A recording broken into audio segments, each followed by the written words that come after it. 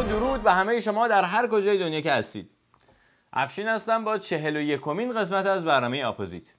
این برنامه به صورت هفتگی و با هدف اصلی اطلاع رسانی تهیه میشه. اما خیلی زود تند سریع میریم به سراغ اهم اخبار این هفته. در هفته گذشته رئیس جمهور منتخب در 3 روز متوالی 3 سخنرانی مختلف ایراد فرمودند که هر یک درخشانتر از دیگری. در روز سوم این سخنرانی‌ها آقای بزرگ هم سخنرانی شنیدنی راجع به مسئولیت حاکم اسلامی ایراد فرمودند که برنامه این هفته بیشتر حول این سخنرانی‌ها می‌چرخه و مقایسه برخی از قسمت‌های این سخنرانی‌ها با یکدیگر. اولین سخنرانی رئیس جمهور منتخب در هفته گذشته مربوط میشه به سخنرانی ایشون در روز یکشنبه 21 اردیبهشت ماه. آقای روحانی در این سخنرانی راجع به اتم و حقوق اتمی ما صحبت کردند که در مابین سخنرانیشون به چند نکته کلیدی اشاره کردند. نکته اول یک نکته تاریخی. سازمان انرژی اتمی بعد از پیروزی انقلاب ناچار شد برای اهداف علمی و دستاوردهای فناورانه روی پای خود بایستد. چرا ناچار شد روی پای خود بایستد؟ همه اونهایی که تعهد غرب به ما بود، از آمریکا و آلمان و فرانسه و دیگران، هیچ کدام به تعهد خود عمل نکردند. البته این صفحه روزنامه متعلق به سال 1358 یک حقیقت دیگه ای رو گواهی میده. توجه بفرمایید. به وضوح در این مقاله و مقاله های مشابه این مربوط به همون سالها میبینین که با استدلال به اینکه ایران از ذخایر غنی سوخت فسیلی برخوردار است، دستیابی به انرژی هسته‌ای و حتی ساخت نیروگاه هسته‌ای خیانت به کشور تعبیر شده و بر اساس همین تعبیر آقای عباسعلی خلعتبری وزیر خارجه دولت قبلی رو به دلیل نقش در انعقاد این قراردادها در دادگاه انقلاب محکوم به اعدام کردند و به سرعت اعدامشون کردند تا اسناد مربوط به این قراردادها هم به همراه ایشون نابود شن. و پر واضحه حکومتی که فکر میکرد یا لااقل وانمود میکرد که دستیابی به انرژی هسته‌ای خیانت است به کشور، تمام اون قراردادها رو مثل خیلی از قراردادهای دیگه یک طرفه برهم زد.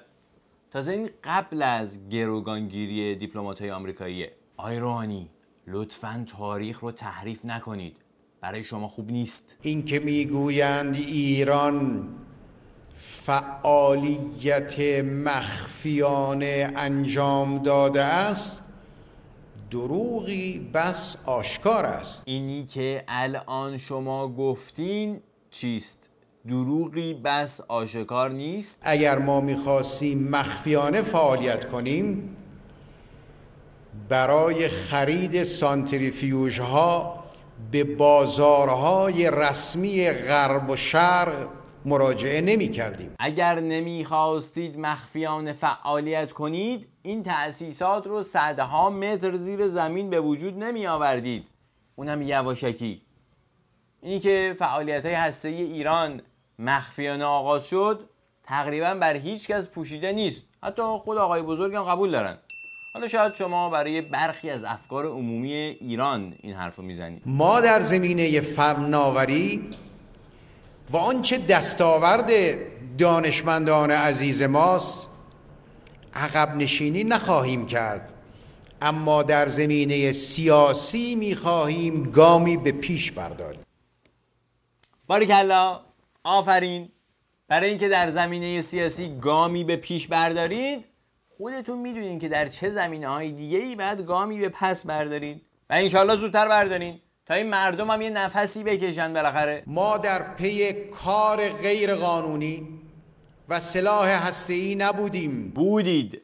اگر نبودید راکتور آب سنگین عراق رو نمی ساختید. اورانیوم بیشتر از 5% یواشکی زیر زمین غنی نمی کردید. اصولا خود آقای بزرگ معتقدن که داشتن این توانایی، یعنی ساختن بمب هسته‌ای، پشتوانه نظامه. آیا شما نمیخواهید ما از اشعه گاما استفاده بکنیم برای آن که محصولات کشاورزی ما سالمتر، بهداشتیتر در اختیار مردم قرار بگیره؟ آیا شما نمیخواهید قبل از استفاده از اشعه گاما کلاً یه خورده بیشتر به کشاورزی و کشاورزان توجه فرمایید تا وارد کننده یه سالی 7 میلیون تن گندم نباشیم؟ یا مثلا رتبه اول تولید پسته جهان رو به همین راحتی از دست ندیم و نظایر اون؟ شما نمیخواهید ما مراکزی رو در کشور ایجاد بکنیم و اشعه ماورای بنفش را کنترل بکنیم؟ ما یک کار دیتکت میخوایم انجام بدیم برای اینکه مردم ما سالمتر باشند. شما نمیخواهید قبل از کنترل اشعه ماورای بنفش برای سلامتی مردم این دستگاه‌های پارازیت انداز سرطان زاتون رو کنترل کنید؟ یا مثلا بنزین غیر استاندارد که سرطانزا هم هست و باعث دوچندان شدن آلودگی شهرهای بزرگ شده رو به مردم نفروشین؟ شما میخواهید در واکسن ما خریدار باشیم؟ نمیخواهید در واکسن های مربوط به بخش دامی یا انسانی ما تولید کننده باشیم؟ ما سانتریفیوژ میسازیم برای اینکه به ساخت واکسن ها کمک کنیم. 19,000 سانتریفیوژ یواشکی ساختین، بردین گوشین زیر زمین، باهاش اورانیوم غنی میکردین که واکسن بسازین. ایرانی حالا ما رو گیر آوردین هیچی، ولی اروپایی ها و غربی ها با این حرفا کلا سرشون نمیره ها. نمیشد با 1/10 پول اون 19,000 سانتریفیوژ برای 20 سال آینده این واکسن ها رو وارد کرد؟ درست مثل اون سالی 7 میلیون تن گندمی که هر سال وارد میکنیم. باورتون نمیشه سالی 7 میلیون تن گندم وارد میکنیم؟ ما در سالی که گذشت یعنی سال 92 از آغاز دولت در اولین محاسبه دیدیم نیاز به واردات 7 میلیون تن گندم برای کشور از خارج داریم. بله. این بخشی از سخنان بسیار پرحرارت آقای روحانی 2 روز بعد یعنی روز سه‌شنبه در جمع مددکاران بود. آقای روحانی که ظاهراً برای مددکاران سخنرانی میکردن همچنین یه خورده عصبانی هم بودن و بعد از ارائه این آمار یه حرفای تازه‌ای هم راجع به شعر و شعار زدن. با شعر و شعار استقلال درست نمیشه، با شعار عزت درست نمیشه، با فریاد و هوچی بازی عظمت مملکت درست نمیشه. بله درست نمیشه، همه اینو میدونن.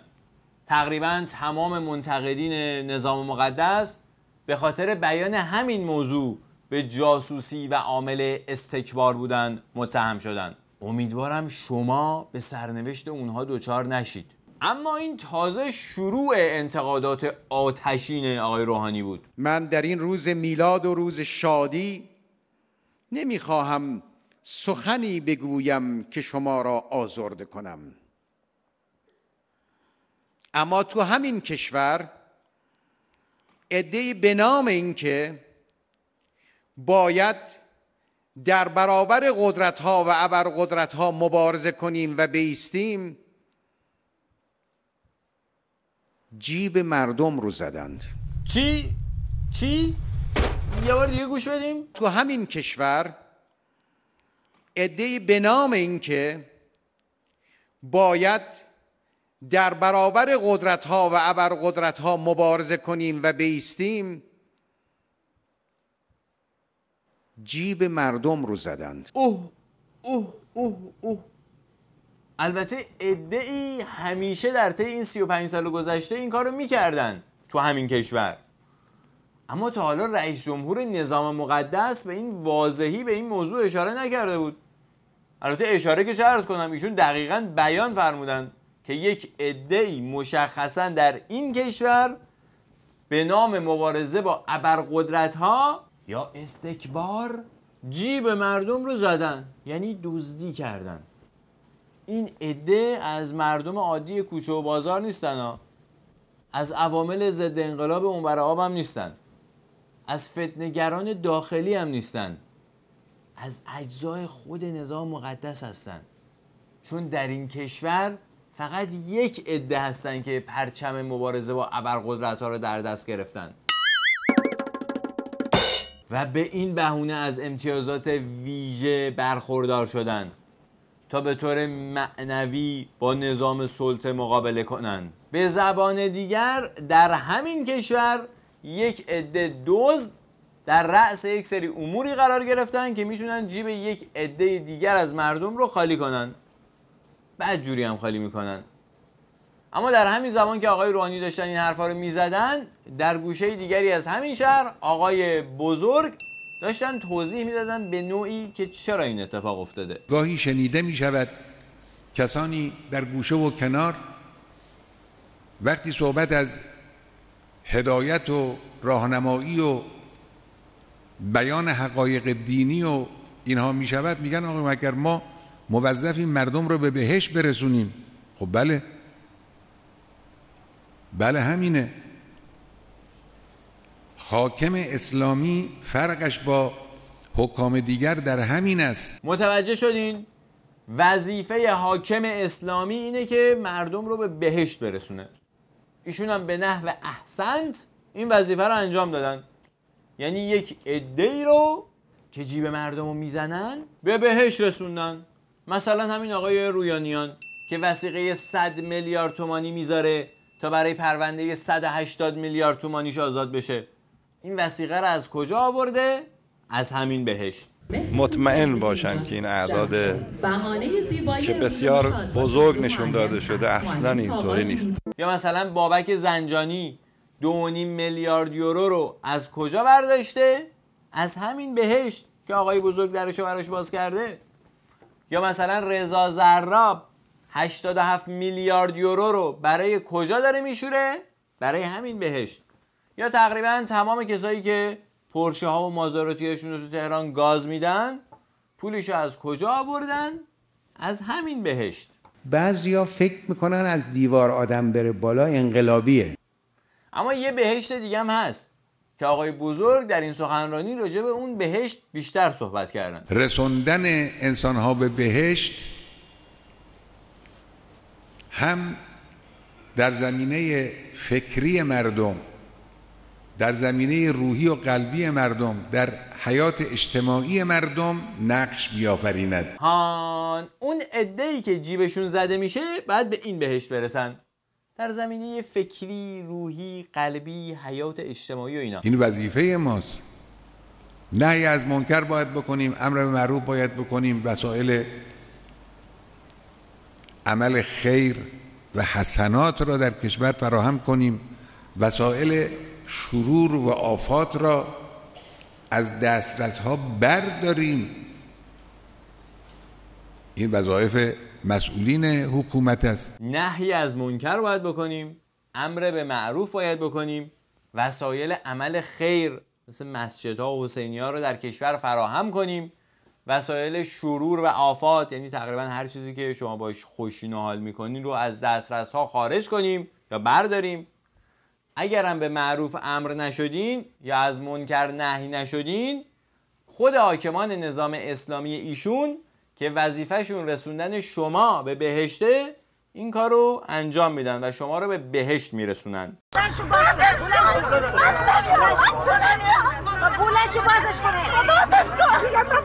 اینجا بحث زور و فشار و تحمیل نیست،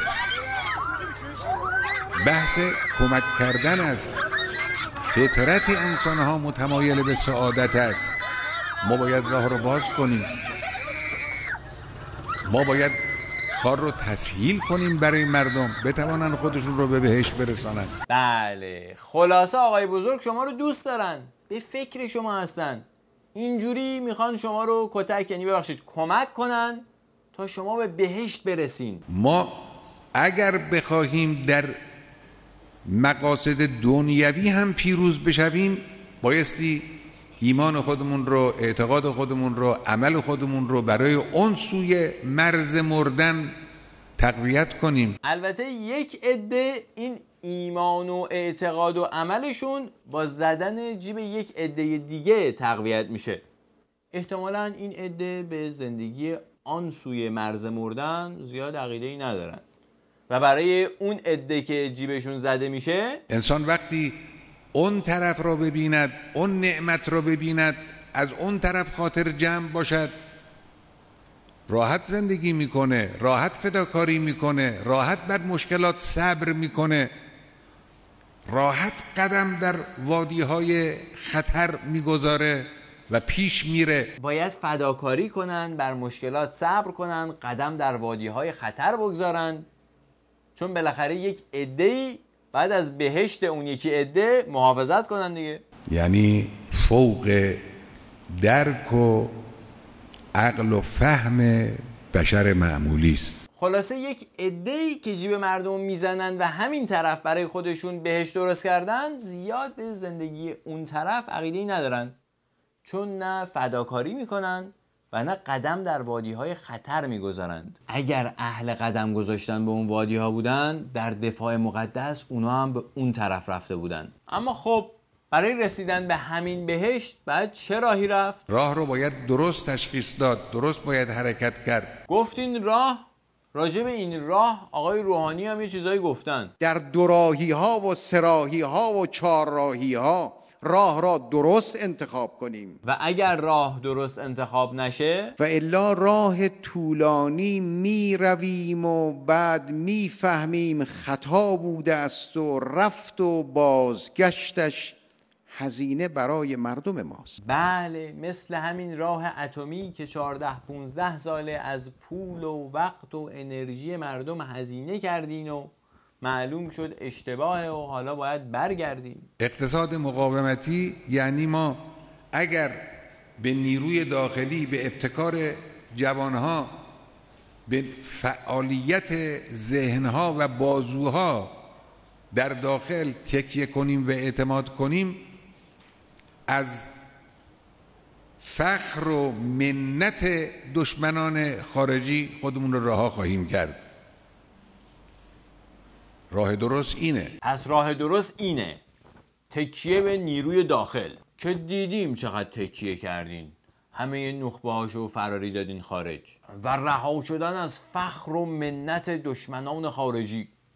اقتصاد مقاومتی. با شعر و شعار استقلال درست نمیشه، با شعار عزت درست نمیشه آقای خامنه‌ای، نمیشه. با نگاه به این حقایق است که میفهمیم اینی که امام فرمودن، یعنی چه که فرمودن آمریکا هیچ غلطی نمیتواند بکند.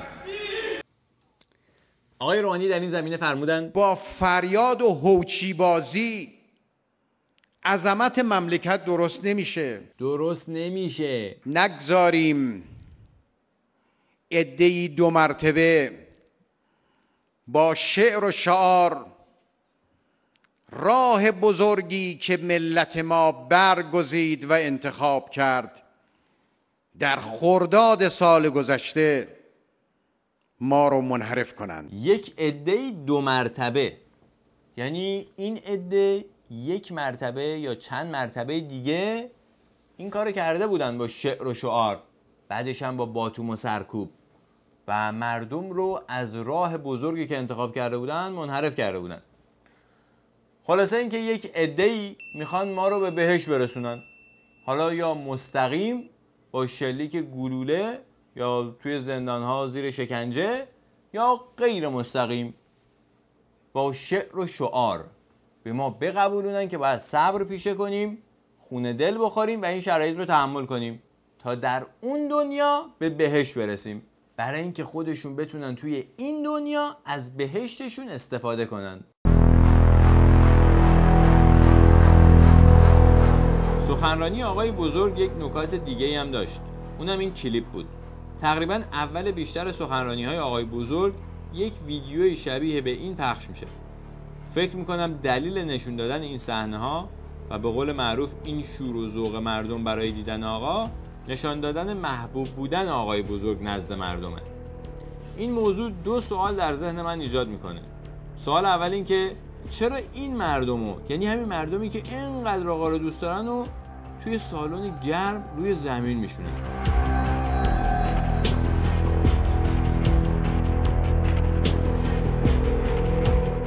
واقعا در بیت رهبری صندلی به اندازه کافی نیست تا مردم عادی رو هم روی صندلی بشونن، مثل همون افراد خاصی که دور تا دور سالن روی صندلی نشستن.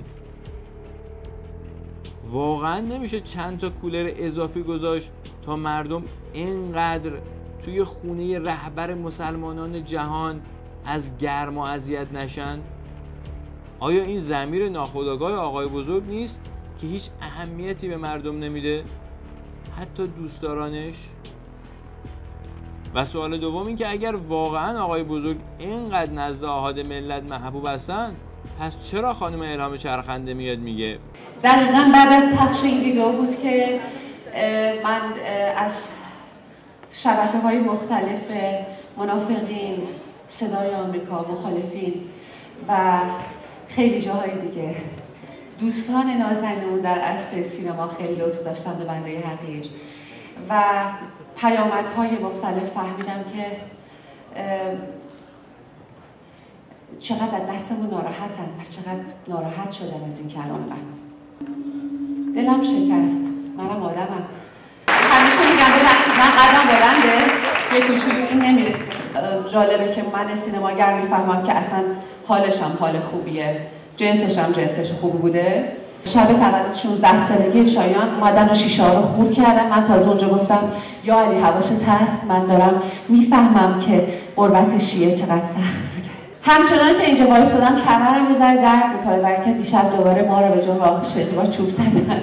من همه جانم امیرالمومنین، رهبرم، خاکم، تمام مسلمین. اما اینو بهتون بگم فکر کنم دیگه زیاد تصویرام نبینید، برای اینکه برام پیغام دادن که خانم الهام چرخنده سینمای ما جایی همچین زنایی نیست. اولا شما چجوری شبکه‌های معاند رو تماشا کردی؟ نکنه ماهواره داری؟ دوما شما مثل اینکه خودت هم جنس بازی یا کلک که میفهمی جنسش خوب بوده. سوما در قلب نظام مقدس شیشه ماشین شما رو شیکوندن به جرم حمد و ثناگویی و چاپلوسی از آقای بزرگ. شما غریب افتادین با چوب زدنتون. خب همه اینا معنیش اینه که آقای بزرگ خیلی هم مردمی نیستن و مردم خیلی هم با کسایی که چاپلوسی آقای بزرگو میکنن حال نمیکنن.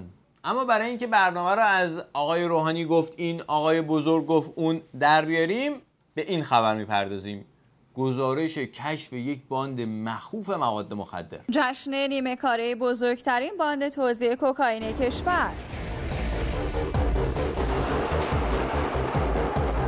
اخیراً یک جشنی رو برگزار کرده بودن، به تعبیر خودشو جشن رسیدن به سقف 40 میلیارد تومان. جشن 40 میلیارد تومانی.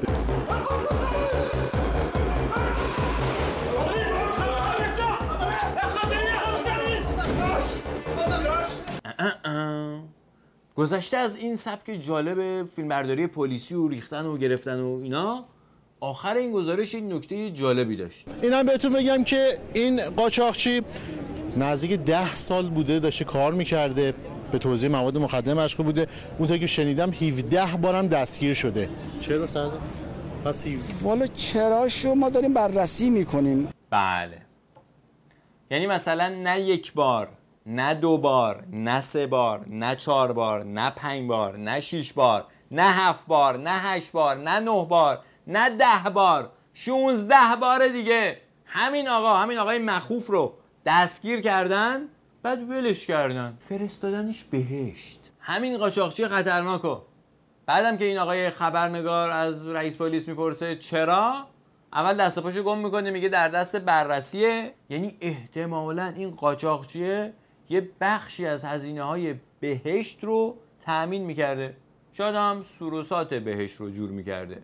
علت این که یه مدتی هم شاید ایشون فرصت پیدا کرد تو جامعه فعالیت داشته باشه این بود که پلیس میخواست کار اساسی و جدی برای آخرین بار در واقع با این فرد معلوم الحال، یعنی آخرین بارش انشالله باشه. بعدش رئیس پلیس میگه شاید پلیس میخواسته یه کار اساسی و جدی انجام بده.